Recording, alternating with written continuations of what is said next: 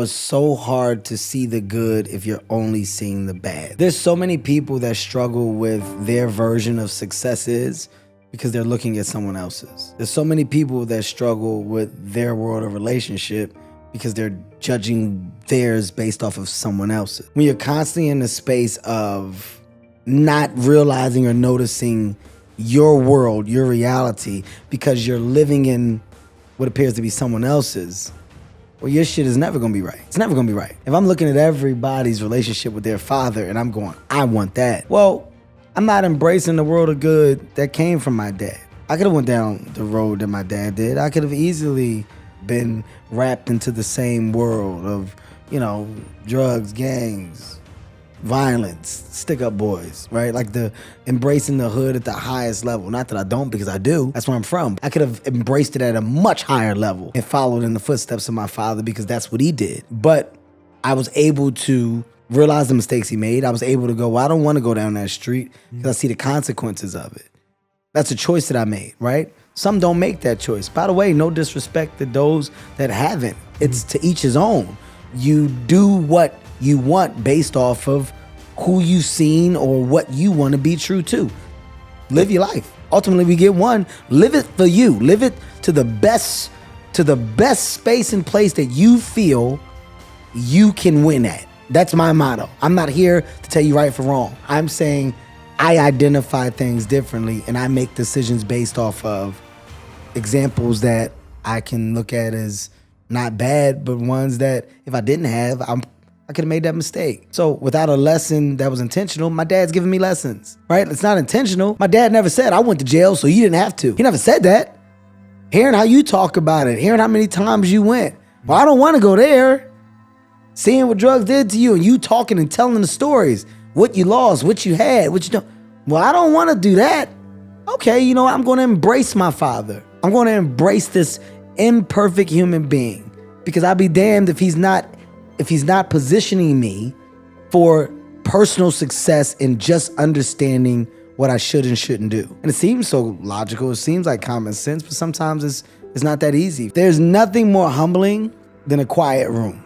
There's nothing more humbling than the realization of what is really necessary. What you take for granted and what we don't think twice about is not until that's compromised that the true appreciation for life, I feel like, can sometimes be had. I don't want to speak for everybody because I think there are some people that truly do get it and that truly do think whatever their space or version of a higher power is daily for life and for what they do.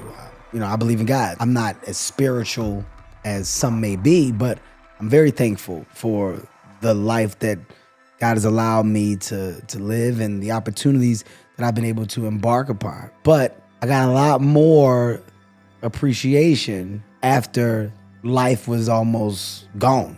Do you really appreciate your toes? Do you really appreciate your fingers? Do you really think about your movement, your joints, vision, smell? Do you really think about how fortunate and lucky you are? It's the only time where I slow up.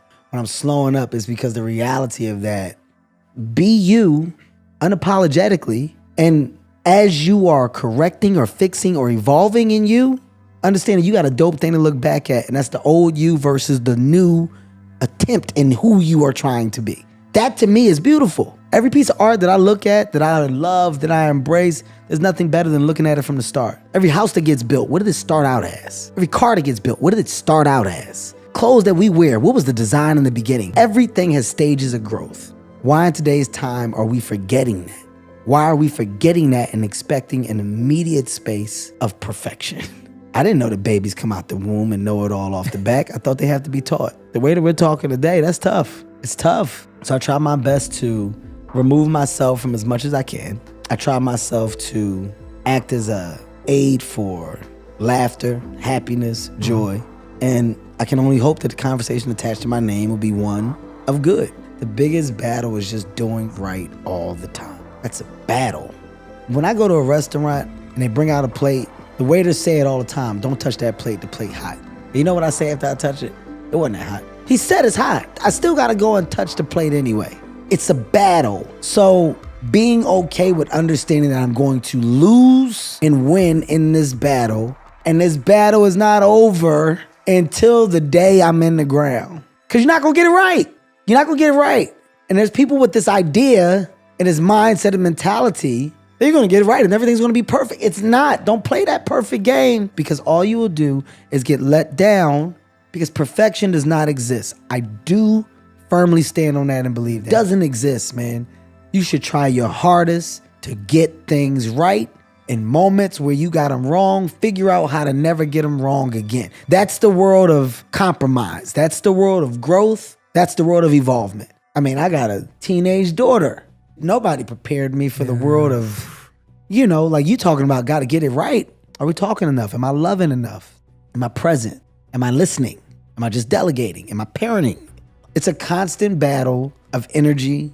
Ultimately, just because you say you're a good dad don't make you a good dad. Just because you say you're a good boss don't make you a good boss. I can say it every day. I can think I'm doing it.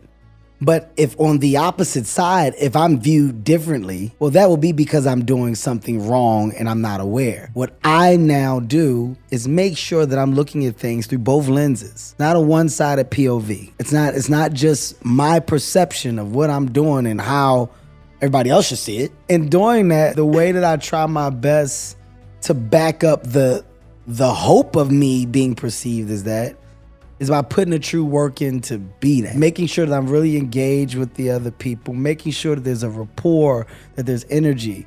And, the wife and kids, the same thing. Making sure that there's a rapport, that there's, I'm asking the questions and I'm getting the answers, but I'm asking for things so I can get the proper feedback, so that if I do need to adjust or if I do need to fix, at least I'm aware. Operating with the assumption that you are or that you're doing, it can be a crud. It can be a bad thing if I'm operating with the assumption, because one day you'll wake up and they'll go, I never liked when, or what acted as a problem for me for all these years was when you, and then you just go, I never knew, you never said nothing. And sometimes people don't want to say anything. Sometimes people don't know how to say anything. So the world of dialogue, communication, and just openness is what I think I've gotten better at over the time. But once again, it's a constant space of improvement. You're constantly trying to improve.